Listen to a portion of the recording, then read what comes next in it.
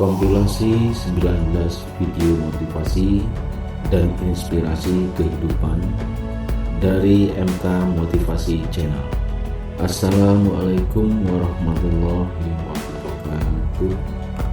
Om Swastiastu, salam sejahtera buat saudaraku semua dimanapun Anda berada. Berjumpa kembali dengan kami MK Motivasi Channel, kumpulan video motivasi dan inspirasi kehidupan. Dukung kami untuk lebih berkembang dengan cara like, komen, subscribe, dan aktifkan tanda loncengnya. Pastikan tonton sampai akhir agar tidak gagal paham ya. Bagian 1. Selalu optimis, dalam hidup tidak ada yang sia-sia. Sikap optimisme dalam bahasa Arab dikenal dengan istilah al-fa'al atau al-tafa'ul, yang berarti harapan dan pandangan positif terhadap segala sesuatu di masa yang akan datang. Dengan demikian, sikap optimis dapat dimaknai sebagai kemampuan seseorang dalam membawa kesulitan-kesulitan hari ini kepada harapan yang lebih baik di masa yang akan datang. Optimisme adalah memandang hidup ini sebagai persembahan terbaik. Tidak ada sesuatu yang terjadi begitu saja dan mengalir sia-sia. Pasti ada tujuan, pasti ada maksud. Mungkin saja Anda mengalami pengalaman buruk yang tak mengenakan, maka keburukan itu hanya karena Anda melihat dari salah satu sisi mata uang saja. Bila Anda berani menengok ke sisi yang lain, Anda akan menemukan pemandangan yang jauh berbeda. Anda tidak harus menjadi orang yang selalu tersenyum atau menampakkan wajah yang ceria. Optimisme terletak di dalam hati, bukan hanya terpampang di muka. Jadilah optimis, karena hidup ini terlalu rumit untuk dipandang dengan mengerutkan alis. Setiap tetes air yang keluar dari mata air tahu mereka mengalir menuju ke laut. Meski harus melalui anak sungai, selokan, sungai keruh, danau, dan muara, mereka yakin perjalanan mereka bukan tanpa tujuan. Bahkan ketika menunggu di samudra, setiap tetes air tahu suatu saat panas dan angin akan membawa mereka ke pucuk-pucuk gunung, menjadi awan dan menurunkan hujan. Sebagian menyuburkan rerumputan, sebagian tertampung dalam sumur-sumur, sebagian kembali ke laut.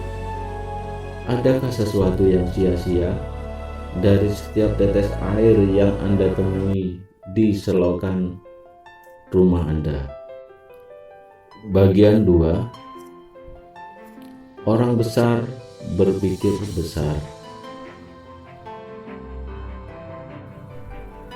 Anda besar dengan berpikir besar.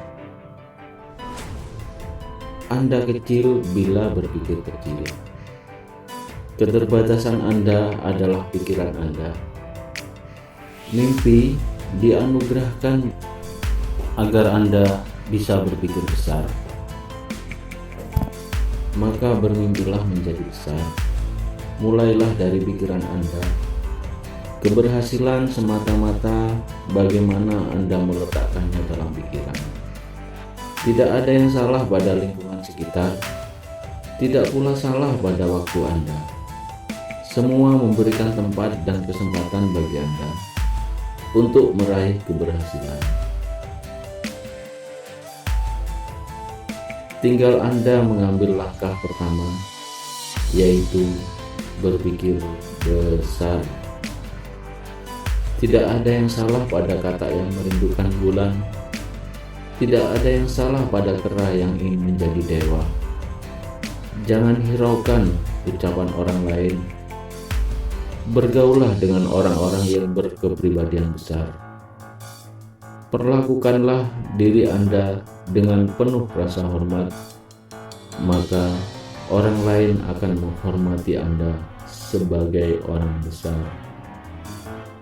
Kata-kata bijak hari ini, amatlah sedikit yang diperlukan untuk membuat suatu kehidupan yang membahagiakan.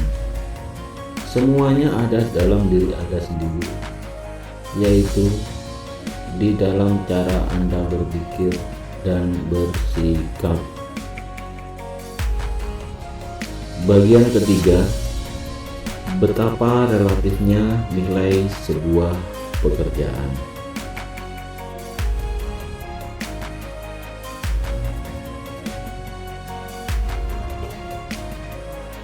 Jauh di sebuah dusun nelayan, dengan bau laut yang kental, seorang paman menanyakan kabar keponakannya yang telah lama pergi ke kota. Dengan bangga ibunya menjawab, "Syukurlah, sekarang hidup Bejo sudah enak. Dia bekerja sebagai petugas kebersihan di gedung tinggi."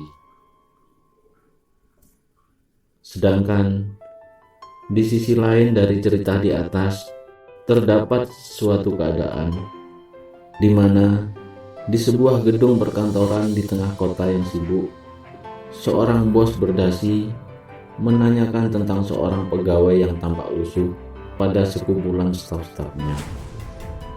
Dengan gugup, manajernya menjawab, "Namanya Bejo, Pak, pegawai rendahan di bagian kebersihan. Sayang, nasibnya tidak sebaik namanya." Di sini bisa kita lihat dari cerita di atas, betapa relatifnya nilai dari sebuah pekerjaan. Dari satu sudut pandang ibu Bejo di kampung, Bejo yang dibanggakan di kampung ternyata tak ubahnya cemoohan bagi beberapa orang di kota. Namun, dari sudut lain, sebuah ejekan ternyata sumber harapan panjang bagi Bejo dan keluarganya di kampung. Begitulah, bila pikiran mulai menilai-nilai apa yang disebut kemunduran hidup, maka pada saat yang sama, dia akan memisah-misahkan orang ke dalam kelas-kelas yang berbeda. Padahal, melalui tatapan hati nurani, tiadalah lebih berharga jabatan tinggi di hadapan jabatan rendah. Ketika Anda menghargai dan membebaskan diri dari peringkat-peringkat keberuntungan, di saat itulah Anda mendengar bisikan nurani. Terima kasih banyak sudah menyimak video ini. Mudah-mudahan cerita di atas bisa menginspirasi buat kita semua, menambah wawasan dalam melihat suatu keadaan dalam berbagai sudut pandang, dan dapat memetik hikmah positif untuk kehidupan kita ke depan. Bagian keempat, sandal kulit sang maharaja. Cerita asal ditemukannya sandal beserta hikmah besar di baliknya. Seorang maharaja akan berkeliling negeri untuk melihat keadaan rakyatnya. Dia memutuskan untuk berjalan kaki saja. Baru beberapa meter berjalan di luar istana, kakinya terluka karena terantuk batu.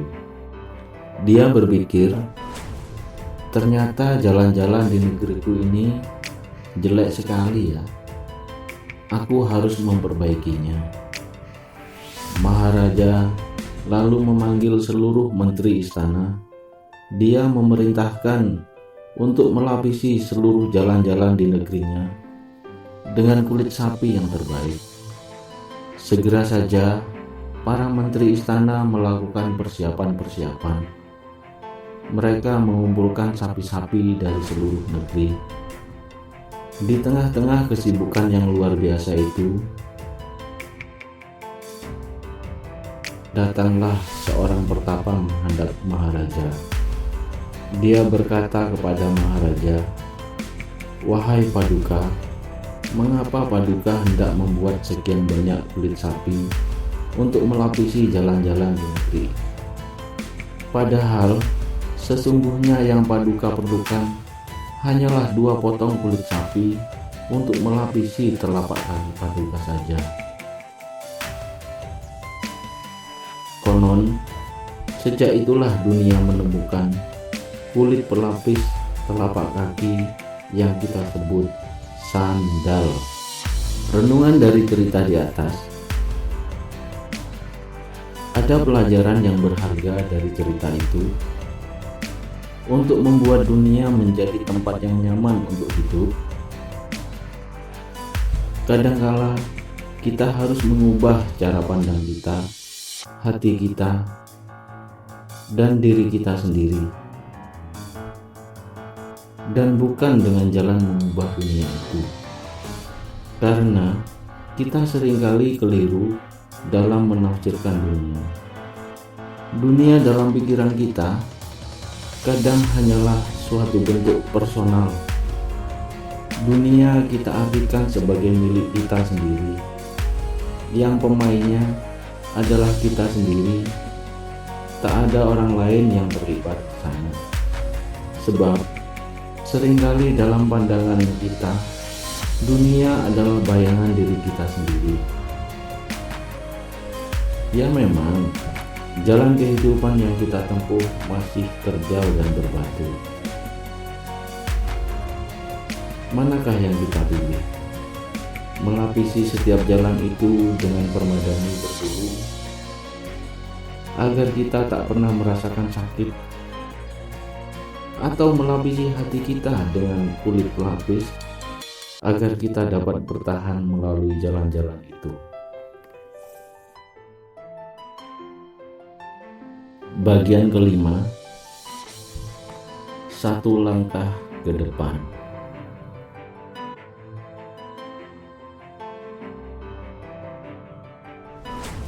Tetaplah bergerak maju, sekalipun lambat, karena dalam keadaan tetap bergerak, Anda menciptakan kemajuan. Adalah jauh lebih baik bergerak maju, sekalipun pelan, daripada tidak bergerak sama sekali. Dalam hidup, kita sering merasa buntu, hanya karena kita ingin mengambil 1 langkah yang terlalu besar, langkah raksasa. Akibatnya, masalah kita jadi terlihat besar sekali, kompleks, dan tidak terselesaikan. Hasilnya, Anda hanya termenung dan tidak bergerak. Sabar dan coba mundur sebentar. Perhatikan tantangan Anda.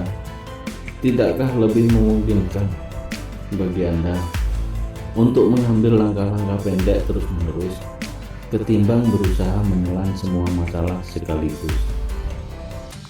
1 langkah kecil demi 1 langkah kecil, asalkan Anda tidak berhenti, adalah cukup, karena Anda masih memiliki hari esok dan masih ingin bergerak maju dan bukan berhenti. Kata bijak hari ini, urusan kita dalam kehidupan ini bukanlah untuk mendahului orang lain, tetapi untuk melampaui diri sendiri, untuk memecahkan rekor kita sendiri, dan untuk melampaui hari kemarin dengan hari ini. Bagian ke-6, seberapa pentingkah Anda? Istilah orang penting terlalu sering digambarkan dengan politisi yang berkuasa, bos konglomerat, atlet berprestasi, artis ternama, atau semua yang kita golongkan selebritis. Kenyataannya, setiap orang adalah orang penting. Setiap kehidupan adalah penting. Tidak ada yang lebih penting dari yang lain. Anda sama pentingnya dengan wajah-wajah yang bermunculan di layar televisi atau sampul majalah. Demikian juga pentingnya orang-orang di sekitar Anda. Setiap orang memiliki sesuatu yang bisa disumbangkan pada kehidupan. Setiap orang bisa membuat perbedaan bernilai positif. Setiap orang memiliki hal yang khas di dunia ini, dan setiap orang memerlukan hidupnya semakin bernilai. Itu yang membuat setiap orang menjadi penting. Tentu ada orang yang berhasil dan menjadi sumber inspirasi bagi orang lain, yang mampu memimpin orang lain, yang mau melayani orang lain, yang mau dan bisa mengajari orang lain. Mereka juga tidak lebih penting dari orang lain, tetapi mereka melakukan itu karena dimulai dengan kesadaran bahwa hidup mereka penting dan menjadi lebih penting lagi saat mereka memerlukan orang lain. Jika Anda mengenal seorang wanita yang sedang hamil, yang telah mempunyai 8 orang anak, 3 diantaranya tuli, 2 buta, dan 1 lagi mengalami gangguan mental, dan wanita itu sendiri mengidap penyakit sifilis, apakah Anda akan menyarankannya untuk menggugurkan kandungannya? Jika Anda menjawab iya, maka Anda baru saja membunuh salah satu komponis masyhur dunia, karena anak yang dikandung oleh ibu tersebut adalah Ludwig van Beethoven. Sekarang adalah waktunya untuk memilih seorang pemimpin dunia, dan keputusan Anda sangat berpengaruh besar terhadap siapa yang akan menjadi pemimpin. Berikut adalah fakta mengenai ketiga calon tersebut. Calon A dihubung-hubungkan dengan politisi jahat dan sering berkonsultasi dengan astrologis, punya 2 istri muda. Dia juga seorang perokok berat dan minum 8-10 botol martini setiap hari. Calon B dipecat 2 kali dari kantor, selalu bangun sore hari, pernah menggunakan narkoba waktu kuliah, dan minum whisky setiap sore. Calon C dianggap pahlawan perang, vegetarian, tidak merokok, hanya sesekali minum bir, tidak pernah berselingkuh di luar perkawinan. Siapa di antara ketiga calon ini yang akan Anda pilih? Anda mungkin tidak akan menduga siapa sebenarnya calon-calon ini. Calon A adalah Franklin D. Roosevelt. Calon B adalah Winston Churchill. Calon C adalah Adolf Hitler. Sekali lagi, sejarah mengajarkan untuk tidak menilai orang dari penampilannya saja. Terima kasih sudah melihat video ini.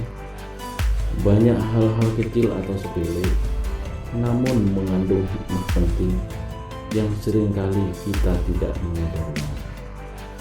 Bagian ke-7, tips tiap waktu berubah menjadi lebih baik. Kurang pergaulan menjadi fenomena sosial bagi sebagian orang yang menyebabkan tidak tahu tentang hal-hal yang terjadi di luar. Bagi orang yang kurang pergaulan, mereka akan sulit mengembangkan diri. karena kurang mendapatkan pengetahuan dan pengalaman. Orang-orang seperti ini kalau boleh diibaratkan bagai katak dalam tempurung. Orang seperti ini penglihatannya tidaklah begitu luas. Luasnya bagaikan seluas permukaan tempurung kelapa, yang kebanyakan akan membentuk karakter dan sikap bodoh, licik, sok tahu, atau merasa superior. Sesekali tinggalkanlah tanah tempat di mana kaki kita berpijak angkuh dan jumawa. Tanah yang membuat kita merasa serba dan paling. Mengembaralah, karena mengembara akan membuat diri kita semakin berkaca ke dalam, hingga tiba di suatu titik saat gelas kita menjadi kosong, bahwa kita bukanlah siapa-siapa di tengah semesta yang luas ini. Bila kita merasa paling cerdas, di sana masih banyak yang lebih cerdas dari kita. Bila kita merasa paling dermawan, di sana masih banyak yang lebih dermawan dari kita. Begitu seterusnya. Perbanyak buku-buku yang bermanfaat. Kunjungi perpustakaan terdekat. Bicaralah dengan orang-orang yang ilmu dan pengalaman hidupnya lebih banyak darimu. Lakukan apa saja yang membuat gelas kita kosong kembali dan merasa bukan siapa-siapa, agar kita semakin baik setiap harinya. Jangan lupa dukungannya, like, komen, subscribe, dan klik tombol loncengnya. Bagian ke-8, video cerita tentang kejujuran. Jujur adalah lurus hati, tidak berbohong, misalnya dengan berkata apa adanya.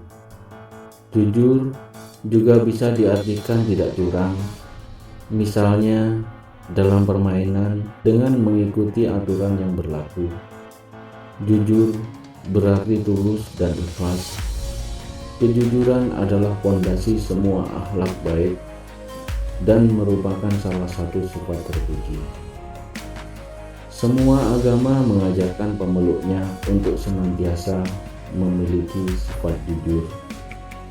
Dunia akan menjadi lebih indah dan damai andai lebih banyak orang-orang yang bersifat jujur di muka bumi ini. Hal itu bisa dimulai dari lingkungan terkecil, yaitu keluarga. Orang tua mengajarkan putra-putri mereka sejak kecil bagaimana untuk hidup jujur. Bersiaplah selalu untuk menghadapi situasi yang menuntut kejujuran Anda. Nasihat agar kita senantiasa berlaku jujur lebih mudah diucapkan daripada kenyataan. Bayangkan seseorang dalam keadaan terjepit. Bila ia berkata jujur, ia akan kehilangan keuntungan besar yang sudah ada dalam genggamannya. Sebaliknya, bila ia mau sedikit berdusta, bukan hanya keuntungan, namun juga kebanggaan yang akan diraihnya. Sebenarnya, kejujuran tidak berkaitan dengan untung rugi. Kejujuran adalah sebuah sikap yang tidak perlu dihitung dengan nilai uang. Kejujuran bukanlah sebuah pilihan. Seseorang melakukan dusta karena ia memilih untuk berdusta. Mengapa dusta adalah pilihan? Karena Anda tidak bisa menipu diri sendiri. Hati nurani tidak bisa dibungkam, meski ia hanya berbisik lirih. Pepatah kuno ini tak pernah lekang bagaimanapun majunya sebuah perekonomian. Kejujuran adalah mata uang yang laku di mana-mana. Bawalah sekeping kejujuran dalam saku Anda. Itu melebihi mahkota raja di raja sekalipun. Di balik pintu kejujuran ada pintu-pintu kebaikan yang sangat banyak yang bisa terbuka dengan membuka pintu-pintu kejujuran ini. Tanpa membuka pintu kejujuran tersebut, pintu-pintu kebaikan lainnya juga tidak akan terbuka. Bagian ke-9. Arti sebuah persahabatan. Periksalah kembali persahabatan yang pernah Anda rajut. Apakah masih terbentang di sana? Atau Anda telah melupakannya jauh sebelum ini? Bekerja keras dan meniti jalan karir bukan berarti memisahkan Anda dari persahabatan. Beberapa orang mengatakan bahwa menjadi pemimpin itu berteman sepi, selalu mengerjakan apapun sendiri. Memang, pohon yang menjulang tinggi berdiri sendiri, perdu yang rendah tumbuh bersemak-semak. Demikianlah hidup yang ingin Anda jalani, bukan? Jangan kacaukan karir dengan kehidupan yang semestinya. Persahabatan merupakan bagian dari hidup Anda. Binalah persahabatan, Anda akan merasakan betapa kayanya hidup Anda. Berbagi kesedihan pada sahabat, mengurangi kesedihan. Berbagi kebahagiaan pada sahabat, memperkokoh kebahagiaan. Orang bijak bilang bahwa sahabat adalah satu jiwa dalam tubuh yang berbeda. Dan sahabat Anda yang terdekat adalah keluarga Anda. Barangkali itulah mengapa bersahabat meringankan beban Anda, karena di dalam persahabatan tidak ada perhitungan. Dalam persahabatan, Anda belajar menghindari hal-hal yang tidak Anda setujui dan senantiasa mencari hal-hal yang Anda sepakati. Itu juga mengapa persahabatan adalah kekuatan. Sebagaimana kata pepatah, hidup tanpa teman, mati pun sendiri. Ali bin Abi Thalib radhiyallahu anhu, sahabat Nabi Muhammad SAW, berkata, manusia yang paling lemah ialah orang yang tidak mampu mencari teman. Namun, yang lebih lemah dari itu ialah orang yang mendapatkan banyak teman, tapi menyia-nyiakan. Bagian ke-10. Sadarilah hadiah terpenting dalam hidup Anda. Bayangkan, ada sebuah bank yang memberi Anda pinjaman uang sejumlah Rp86.400 setiap paginya. Semua uang itu harus Anda gunakan. Pada malam hari, bank akan menghapus sisa uang yang tidak Anda gunakan selama sehari. Coba tebak, apa yang Anda akan lakukan? Tentu saja, menghabiskan semua uang pinjaman itu, bukan? Setiap dari kita memiliki bank semacam itu, bernama waktu. Setiap pagi, ia akan memberi Anda 86.400 detik. Pada malam harinya, ia akan menghapus sisa waktu yang tidak Anda gunakan untuk tujuan baik. Karena ia tidak memberikan sisa waktunya pada Anda, ia juga tidak memberikan waktu tambahan. Setiap hari, ia akan membuka satu rekening baru untuk Anda. Setiap malam, ia akan menghanguskan sisanya. Jika Anda tidak menggunakannya, maka kerugian akan menimpa Anda. Anda tidak bisa menariknya kembali. Juga Anda tidak bisa meminta uang muka untuk keesokan hari. Anda harus hidup di dalam simpanan hari ini. Maka dari itu, investasikanlah untuk kesehatan, kebahagiaan, dan kesuksesan Anda. Jam terus berdetak, gunakan waktu Anda sebaik-baiknya. Agar tahu pentingnya waktu setahun, tanyakan pada murid yang gagal kelas. Agar tahu pentingnya waktu sebulan, tanyakan pada ibu yang melahirkan bayi prematur. Agar tahu pentingnya waktu seminggu, tanyakan pada editor majalah mingguan. Agar tahu pentingnya waktu sejam, tanyakan pada kekasih yang menunggu untuk bertemu. Agar tahu pentingnya waktu semenit, tanyakan pada orang yang ketinggalan pesawat terbang. Agar tahu pentingnya waktu sedetik, tanyakan pada orang yang baru saja terhindar dari kecelakaan.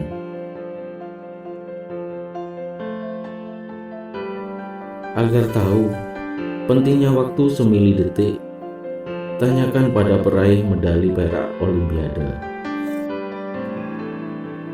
Renungan dari cerita di atas adalah: hargailah setiap waktu yang Anda miliki, dan ingatlah, waktu tidaklah menunggu siapa-siapa. Kata-kata bijak untuk hal ini, sebagaimana Charles Colton katakan, bahwa sahabat paling baik dari kebenaran adalah waktu. Musuhnya yang paling besar adalah prasangka, dan pengiringnya yang paling setia adalah kerendahan hati.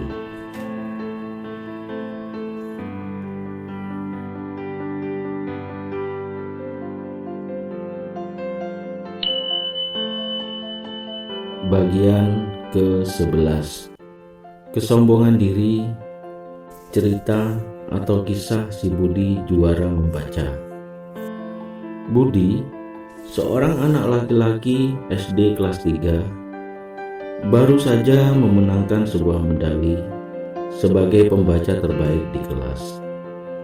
Terbuai oleh kesombongan, dia menyombongkan diri di hadapan pembantu di rumah. "Bibi, coba lihat, jika mau, Bibi dapat membaca sebaik saya." Pembantu itu mengambil buku, memandangnya, dan akhirnya berkata dengan terbata-bata, "Nak Budi, saya tidak bisa membaca." Sombong seperti burung merak, anak kecil itu lari ke ruangan keluarga dan berteriak kepada ayahnya, "Ya, Bibi tidak bisa membaca, sedangkan saya, meski baru berumur 8 tahun, saya sudah dapat medali untuk kehebatan membaca. Saya ingin tahu, bagaimana sih perasaannya memandang buku tapi tidak bisa membaca?" Tanpa berkata sepatah pun, ayahnya berjalan menuju rak buku, mengambil satu buku dan memberikannya ke Budi, dan berkata, "Bibi merasa seperti ini." Buku itu ditulis dalam bahasa Jerman, dan Budi tidak bisa membaca satu kata pun. Anak laki-laki itu tidak akan pernah melupakan pelajaran itu sekejap pun. Bila perasaan sombong datang, dia dengan tenang akan mengingatkan dirinya, "Ingat, kamu tidak bisa membaca dalam bahasa Jerman."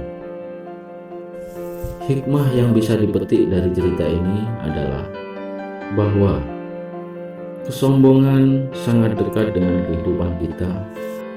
Munculnya seringkali tidak disadari. Semua orang tentu tahu jika sifat sombong tidaklah terpuji. Namun, menjaga diri dari kesombongan Nyatanya tidak selalu mudah. Kita kadang sampai kurang sadar jika ternyata telah melakukannya. Ego yang berlebihan, rasa percaya diri yang berlebihan, kebanggaan pada diri sendiri yang berlebihan, dan pujian dari lingkungan yang juga berlebihan bisa memunculkan kesombongan. Perkembangan kehidupan manusia dari kesederhanaan menuju kehidupan yang lebih modern, status sosial, materi, pangkat, kesuksesan, harga diri bisa membawa manusia menjadi lebih egois dan ujungnya muncul kesombongan. Belajarlah mengendalikan ego untuk meningkatkan mental dan kualitas kita agar terbentuk perilaku yang positif. Kesombongan tidak pernah hanya tentang diri kita sendiri. Diniatkan atau tidak, pasti akan ada hati orang lain yang terluka akibat kesombongan kita. Mari kita berintrospeksi diri dan belajar lebih berhati-hati dalam bersikap.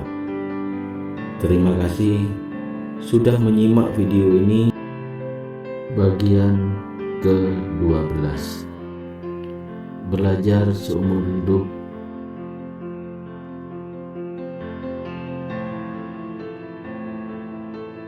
Bila Anda menganggap bahwa Anda sudah tidak perlu lagi belajar selepas meraih ijazah sekolah, maka Anda salah.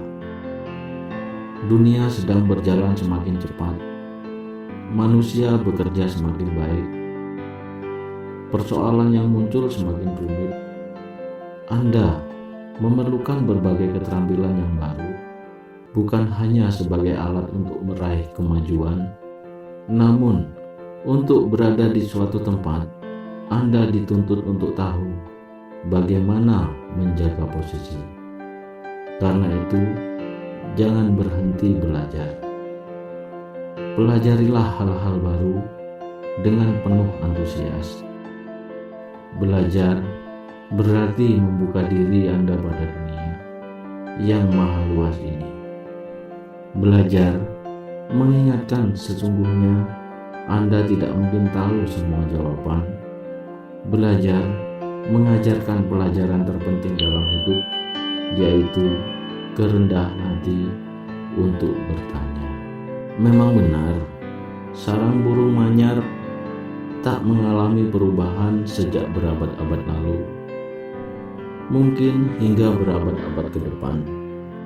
Juga benar, ikan salmon mungkin tak akan mengubah perjalanannya ke sungai air tawar untuk meletakkan telur-telur mereka. Namun, kehidupan manusia selalu berubah, bukan hanya dari tahun ke tahun atau dari bulan ke bulan, tetapi dari hari ke hari. Manusia akan menemukan cara-cara terbaik bagi hidup mereka. Rahasia alam ini terlalu maha besar untuk dimengerti dalam seumur yang fana ini. Anda tidak harus mengetahui semua jawaban, namun Anda harus berusaha tahu apa yang terbaik bagi hidup Anda. Untuk itu, Anda harus belajar seumur hidup Anda. Jangan lupa dukungannya, like, komen, subscribe, dan klik tombol loncengnya. Kalau dirasa bermanfaat, tolong bantu share di medsos Anda agar semakin banyak yang ikut merasakan manfaatnya. Terima kasih. Bagian ke-14. Menyingkirkan duri. Kita berbuat baik tentunya bukan untuk mengharapkan sesuatu, karena kita sadar itulah peran yang harus kita mainkan. Adalah kewajiban kita untuk menyingkirkan duri di jalan yang sedang kita lalui. Bukan saja agar tidak melukai diri kita, namun untuk menjaga pejalan lain. Jadi, meski tak seorang pun mengucapkan terima kasih atas perbuatan baik Anda, itu tidak perlu mengecilkan arti kerja Anda. Mungkin saja orang lain tak memahami kebaikan itu karena mereka menganggap memang seharusnya Anda lakukan itu. Maka, apalah arti sebuah ucapan terima kasih? Biarkan saja kebaikan mengalir dari tangan Anda. Biarkan benak Anda terbebas dari perasaan berjasa. Temukan arti pesan sang bijak. Berikan derma dari tangan kanan, seakan-akan tangan kirimu tak mengetahuinya. Bagian ke-15. Kisah ikan kecil dan air.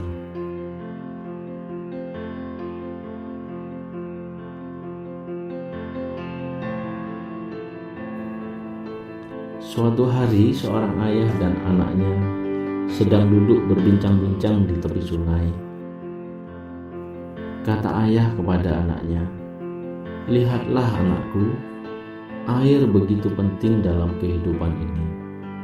Tanpa air, kita semua akan mati." Pada saat yang bersamaan, seekor ikan kecil mendengarkan percakapan itu dari bawah permukaan air. Ia mendadak menjadi gelisah dan ingin tahu apakah air itu yang katanya begitu penting dalam kehidupan ini. Ikan kecil itu berenang dari hulu sampai ke hilir sungai sambil bertanya kepada setiap ikan yang ditemuinya. "Hai, tahukah kamu di mana air? Aku telah mendengar percakapan manusia bahwa tanpa air kehidupan akan mati."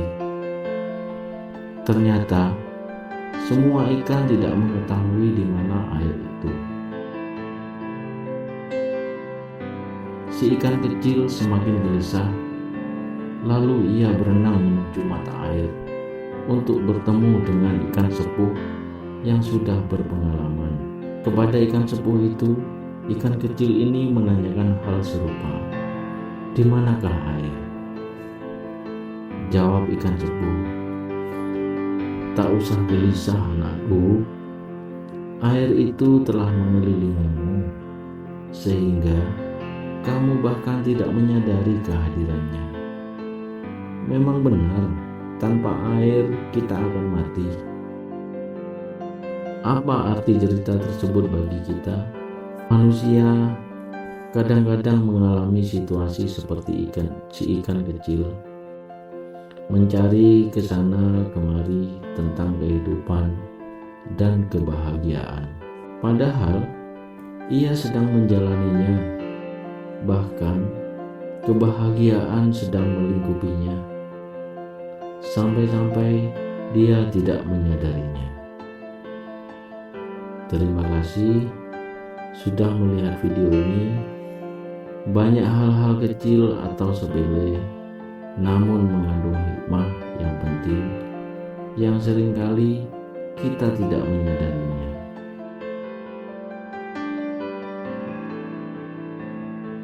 Bagian ke-16. Motivasi untuk orang yang takut gagal.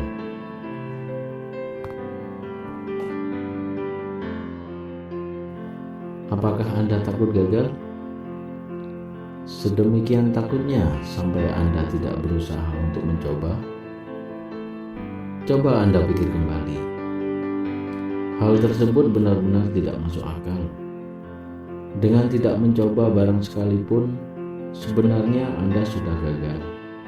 Jika rasa takut gagal adalah penyebab kegagalan yang pasti, apakah Anda merasa takut? Coba perhatikan rasa takut Anda.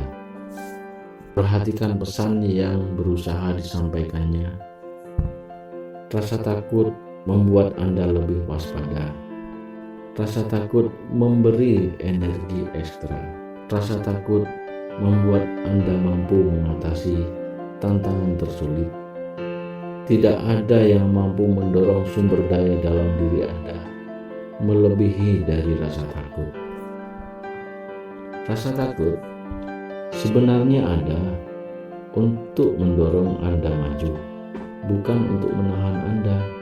Biarkan rasa takut mengajarkan Anda. Biarkan rasa takut mempersiapkan Anda. Tetapi jangan membuat rasa takut menghentikan Anda.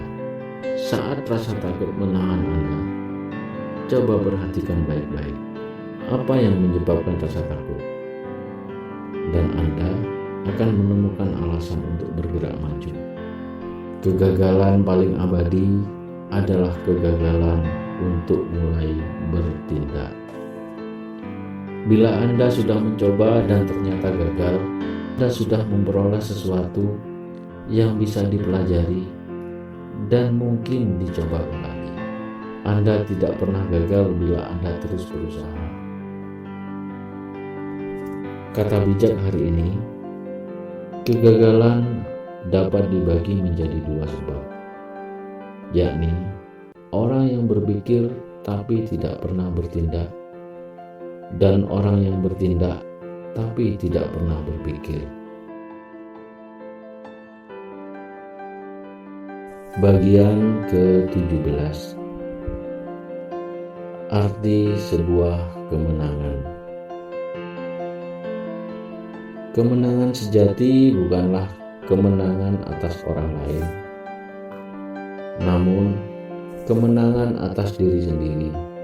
Berpacu di jalur keberhasilan diri adalah pertandingan untuk mengalahkan rasa ketakutan, keengganan, keangkuhan, dan semua beban yang menambat diri di tempat start.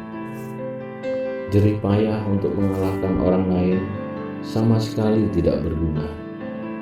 Motivasi tak semestinya lahir dari rasa iri, dengki, ataupun dendam. Keberhasilan sejati memberikan kebahagiaan yang sejati, yang tak mungkin diraih lewat niat yang ternoda. Pelari yang berlari untuk mengalahkan pelari yang lain akan tertinggal karena sibuk mengintip laju lawan-lawan. Pelari yang berlari untuk memecahkan rekornya sendiri, tak peduli apakah pelari lain akan menyusulnya atau tidak, tak peduli di mana dan siapa lawan-lawannya. Dia mencurahkan seluruh perhatian demi perbaikan catatannya sendiri. Dia bertanding dengan dirinya sendiri, bukan melawan orang lain. Karenanya, ia tak perlu bermain curang. Keinginan untuk mengalahkan orang lain adalah awal dari kekalahan diri sendiri. Bagian ke-18. Cerita dua orang kakek di rumah sakit. Dua orang pria, keduanya menderita sakit keras, sedang dirawat di sebuah kamar di rumah sakit. Seorang di antaranya menderita suatu penyakit yang mengharuskan duduk di tempat tidur selama 1 jam di setiap sore untuk mengosongkan cairan dari paru-parunya. Kebetulan tempat tidurnya berada tepat di sisi jendela satu-satunya yang ada di kamar itu. Sedangkan pria yang lain harus berbaring lurus di atas punggungnya. Setiap hari mereka saling bercakap-cakap selama berjam-jam. Mereka membicarakan istri dan keluarganya, rumah, pekerjaan, keterlibatan mereka di ketentaraan, dan tempat-tempat yang pernah mereka kunjungi selama liburan. Setiap sore, ketika pria yang tempat tidurnya berada dekat jendela diperbolehkan untuk duduk. Ia menceritakan tentang apa yang terlihat di luar jendela kepada rekan sekamarnya. Selama 1 jam itulah, pria kedua merasa begitu senang dan bergairah membayangkan betapa luas dan indahnya semua kegiatan dan warna-warni indah yang ada di luar sana. Di luar jendela tampak sebuah taman dengan kolam yang indah. Itik dan angsa berenang-renang cantik, sedangkan anak-anak bermain dengan perahu-perahu mainan. Beberapa pasangan berjalan bergandengan di tengah taman yang dipenuhi dengan berbagai macam bunga berwarnakan pelangi. Sebuah pohon tua menghiasi taman itu. Jauh di atas sana terlihat di kaki langit kota yang sangat mempesona. Suatu senja yang indah. Pria pertama itu menceritakan keadaan di luar jendela dengan detail, sedangkan pria yang lain berbaring memejamkan mata, membayangkan semua keindahan pemandangan itu.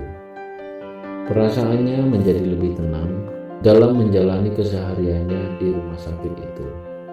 Semangat hidupnya menjadi lebih kuat, percaya dirinya bertambah. Pada suatu sore yang lain, pria yang duduk di dekat jendela menceritakan tentang parade karnaval yang sedang melintas.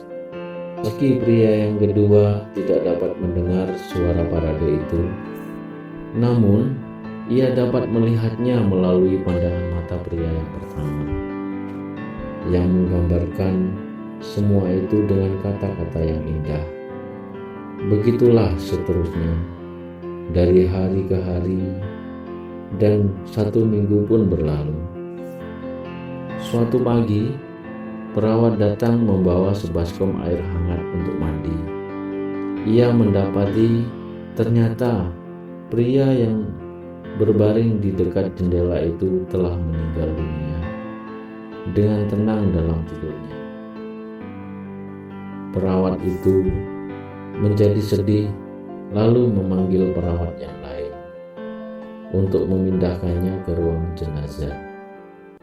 Kemudian, pria yang kedua meminta pada perawat agar bisa dipindahkan ke tempat tidur di dekat jendela itu. Perawat itu menuruti kemauannya dengan senang hati dan mempersiapkan segala sesuatunya. Ketika semuanya selesai, ia meninggalkan pria tadi seorang diri di kamar. Dengan perlahan dan kesakitan, pria ini memaksakan dirinya untuk bangun. Ia ingin sekali melihat keindahan dunia luar melalui jendela itu. Betapa senangnya, akhirnya ia bisa melihat sendiri dan menikmati semua keindahan itu. Hatinya tegang, perlahan ia menjengukkan kepalanya ke jendela di samping tempat tidurnya. Apa yang dilihatnya? Ternyata jendela itu menghadap ke sebuah tembok kosong. Dia berseru memanggil perawat dan menanyakan apa yang membuat teman pria yang sudah wafat tadi bercerita seolah-olah melihat semua pemandangan yang luar biasa indah di balik jendela itu. Perawat itu menjawab bahwa sesungguhnya pria tadi adalah seorang yang buta, bahkan tidak bisa melihat tembok sekalipun. Barangkali ia ingin memberimu semangat hidup, kata perawat itu. Renungan dari cerita di atas adalah bahwa kita percaya setiap kata selalu bermakna bagi setiap orang yang mendengarkannya. Setiap kata adalah layaknya pemicu yang mampu menelisik hati terdalam hati manusia dan membuat kita melakukan sesuatu. Kata-kata akan selalu memacu dan memicu kita untuk menggerakkan setiap anggota tubuh kita dan berpikir dalam bertindak. Kita percaya dalam kata-kata tersimpan kekuatan yang sangat kuat, dan kita telah sama-sama melihatnya dalam cerita tadi. Kekuatan kata-kata akan selalu hadir pada kita yang percaya.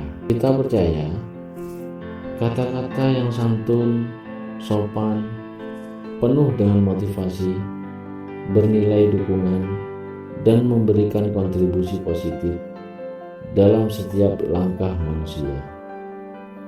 Ujaran-ujaran yang bersemangat, tutur kata yang membangun, selalu menghadirkan sisi terbaik dalam hidup kita. Ada hal-hal yang mempesona saat kita mampu memberikan kebahagiaan kepada orang lain. Menyampaikan keburukan sebanding dengan setengah kekurangan, namun menyampaikan kebahagiaan akan melipat gandakan kebahagiaan itu sendiri.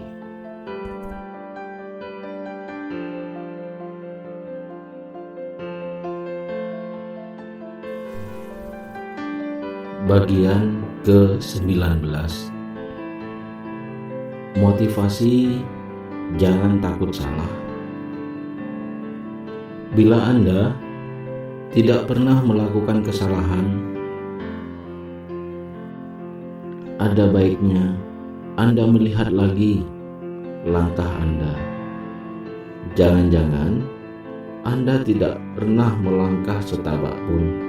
Kesalahan memang tak mengenakan, namun selalu optimis, lebih banyak belajar dari kesalahan daripada belajar dari keberhasilan. Kesalahan menuntun Anda untuk mempelajari kembali sesuatu yang terjadi. Bukan cuma itu, kesalahan memimpin Anda untuk mengambil tindakan yang lebih baik. Kesalahan adalah kawan baik yang mengatakan secara samar apa yang harus Anda kerjakan. Lihatlah kesalahan apa adanya. Jauhkan prasangka, kesedihan, dan ratapan bila kesalahan menimpa Anda, karena di balik kesalahan tersimpan kesempatan yang tersembunyi. Saya yakin setiap dari kita pasti pernah berbuat salah, entah disengaja ataupun tidak disengaja. Tidak sedikit pula yang akhirnya menyesali kesalahannya terus-menerus. Kesalahan itu membawa malapetaka bagi mereka. Namun, jika kita tahu caranya, ternyata kita bisa membalikkan kesalahan yang seharusnya membawa malapetaka bagi kita menjadi berkah untuk kita. Jadi, jika Anda berbuat kesalahan, janganlah berkecil hati dulu. Cobalah cari cara untuk memperbaiki kesalahan tersebut. Rubahlah kesalahan itu menjadi lebih baik daripada Anda tidak melakukan kesalahan itu. Dan kesalahan itu takkan menjadi malapetaka lagi bagi Anda. Sebaliknya, Anda akan mengenang kesalahan yang Anda buat tersebut sebagai sebuah kesalahan yang membawa berkah bagi Anda. Columbus melakukan kesalahan yang besar dalam perjalanannya mencari jalur ke India, yaitu menemukan benua Amerika. Namun, bertahun-tahun kemudian, jutaan orang mengikuti kesalahan tersebut untuk menuai kemakmuran hidup mereka. Masihkah Anda menganggapnya sebagai kesalahan? Sekian dulu untuk kesempatan kali ini. Mudah-mudahan apa yang disampaikan dalam video ini benar-benar memberikan manfaat buat kita semua. Jangan lupa dukungannya, like, komen, subscribe, dan klik tombol loncengnya. Kalau dirasa bermanfaat, tolong bantu share di medsos Anda agar semakin banyak yang ikut merasakan manfaatnya. Terima kasih.